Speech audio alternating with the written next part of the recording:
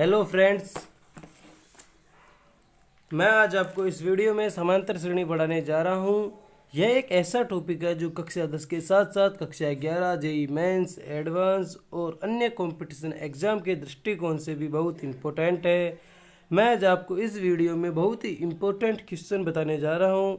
अगर आपको arithmetic progression मतलब समांतर श्रेणी के बारे में नहीं आता है तो आप हमारा इससे पहले वाला वीडियो देख सकते हैं, जिसका लिंक आपको इसके डिस्क्रिप्शन में मिल जाएगा। अगर आपने इस चैनल को सब्सक्राइब नहीं किया है और अगर आप इस चैनल पर पहली बार हैं तो आप इस चैनल को सब्सक्राइब कर लीजिए तथा घंटी के बटन को भी दबा दीजिए, जिससे मैं जब भी नया वीडियो अपलोड करूँ आपको तुरंत नोटिफिकेशन मिल सके। चलो मैं वीडियो को स्टार्ट करता हूँ। चलो मैं आपको बता देता हूँ कि समांतर श्रेणी क्या होती है। मैं जल्दी जल्दी से रिवीजन करवा देता हूँ। समांतर श्रेणी वैसी श्रेणी होती है जिनमें दो कॉन्जिगेटिव पद मतलब कि क्रमागत पदों के बीच में अंतर क्या होता है, डिफरेंस होता है जो सेम होता है। जैसे कि हमने देखा 1, 3, 5, 7 के दो कॉन्जिगेटिव टर्म्स है। क्रमागत पद पहला और दूसरा, कंजिक्यूटिव मतलब पहला दूसरा तीसरा, तो पहले और दूसरे के बीच डिफरेंस है 2। यहाँ पे इन दोनों के बीच भी डिफरेंस है 2, इन दोनों के बीच भी डिफरेंस है 2। तो ये क्या है, एक समांतर श्रेणी है जिसमें ये पहला पद होता है जिसे हम प्रथम पद फर्स्ट टर्म बोलते हैं, जबकि कॉमन डिफरेंस जो हमारे पास कॉन्जिक्यूटिव टर्म्स के बीच में डिफरेंस आता है उसे हम बोलते हैं कॉमन डिफरेंस और हम उसे डिनोट करते हैं डी से।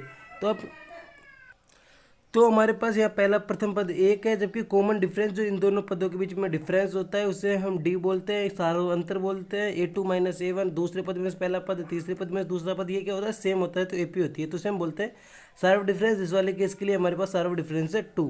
जैसे मैंने अब लिखा है A1 इक्वल्स टू A बोल सकते हैं, प्रथम पद को A की वैल्यू हमारे पास 1 है इसमें, और हमारे पास D होता है A2 माइनस A1। A2 हमारे पास 3 है, A1 हमारे पास 1 है, 3 माइनस 1 2, A3 माइनस A2 भी। पर ये 2 3 के लिए हम टेस्ट करेंगे। अगर दो तीनों सेम आ जाते हैं और हमको लगता है इस जगह सेम नहीं आएगा, अगर वो AP नहीं होगी तो सेम नहीं आएगा, अगर AP होगी तो सेम आ जाएगा।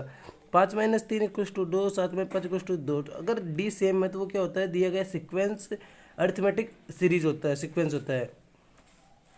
ठीक है। अब हमारे पास एक चीज़ ये है कि हम A1 को ही A से डिनोट करते हैं। A2 में हम क्या कर रहे हैं कि कुछ D ऐड कर रहे हैं, तो A2 हमारे पास होगा A plus D.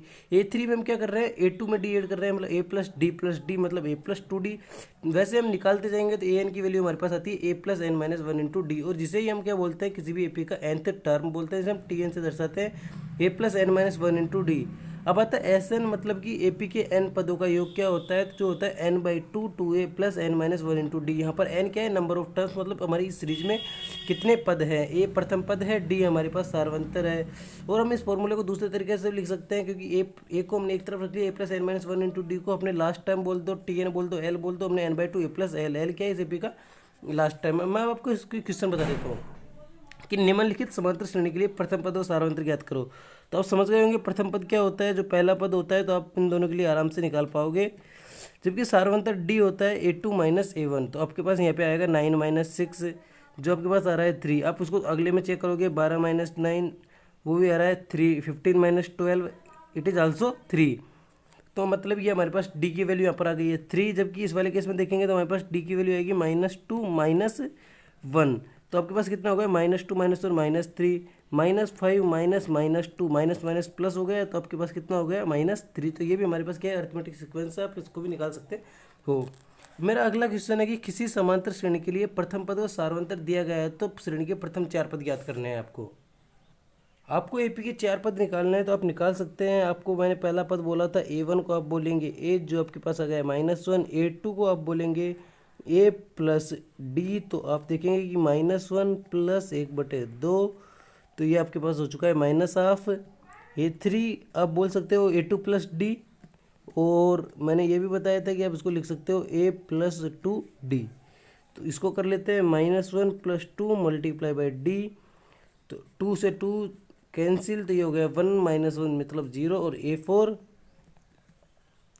-1 plus 3D, 3 multiply by 1/2, तो -1 प्लस 3/2, तो आप देखोगे तो ये आ गया आपके पास हाफ। तो आपकी AP बन चुकी है यहाँ पर -1 -1/2 0 1/2, और ऐसे चलती ही जाएगी।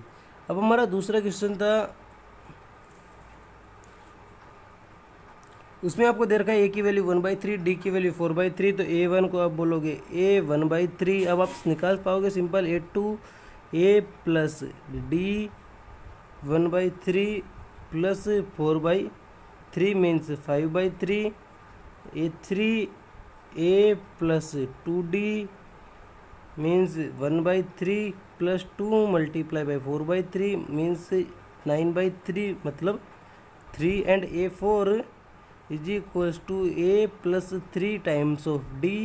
Then here is A is 1/3 and D is 4/3. 3 से 3 कट गया तो आपके पास हो गया 4 प्लस 1/3, तो आप इसको लिख सकते हो 13/3। तो आपके पास यहाँ पर भी AP आ चुकी है 1/3, 5/3, 3 एंड 13/3। तो आपके एक तो दो इस टाइप के क्वेश्चन आ सकते हैं। अब आपसे एक तीसरे तरीके का क्वेश्चन पूछ सकता है जिसमें आपसे तीसरे तरीके का क्वेश्चन पूछ सकता है जिसमें आपको कुछ टर्म्स दे देगा और आपसे पूछेगा कि बताइए कि ये AP है या नहीं है। तो आपको क्या करना है कि आपको वही सारवंतर D निकाल के देखना है। A1 की वैल्यू आपके पास A है, A2 की वैल्यू आपके पास A²। अगर कॉमन डिफरेंस सारवंतर सबके बीच सेम आ जाता है तो आप बोल पाओगे कि वो AP है, नहीं तो AP नहीं है। तो आप कैसे निकालोगे? तो आप देखोगे सबसे पहले A2 माइनस A1, तो आप देखोगे A² माइनस A आप कॉमन ले लोगे तो ये होगा A-1। अब आप देखोगे A3 माइनस A2 जो आपके पास हो गया A³ माइनस A², आप इधर से A² कॉमन लोगे A-1। और आपको वैसे ही पता चल गया कि दोनों बराबर नहीं है, AP नहीं है, लेकिन आप फिर भी आगे देख लीजिए A4 minus A3 A⁴ minus A⁵ means A³ बाहर लिया तो A-1, तो आपके पास ये AP नहीं है। तो आप लिख देंगे कि the given sequence is not AP नहीं है। लेकिन ये भी एक सीक्वेंस है जिसको आप बाद में पढ़ोगे, जिसको बोलते हैं जियोमेट्रिक प्रोग्रेशंस, तो ये एक GP है। मैं अभी आपको इस वीडियो में एक nth टर्म निकालने वाला क्वेश्चन भी बता देता हूँ। आपसे पूछेगा कि जो गिवन सीक्वेंस है 2, 7, 12, 17, तो आपको इससे पूछेगा कि 10th टर्म निकालो इसकी। तो आपको कैसे निकालोगे? T10th equals to A plus N-1 multiply by D। N ये 10th है, A आपके पास 2 है, plus N10-1 multiply by D। D आपके पास कितना है? 7 - 2 5, then 2 plus 9 multiply by 5 45, then 47। और आप सिंपली लिख सकते थे A10 equals to A plus 9D। Here A is the 2 and D is the 5, then it is the 47।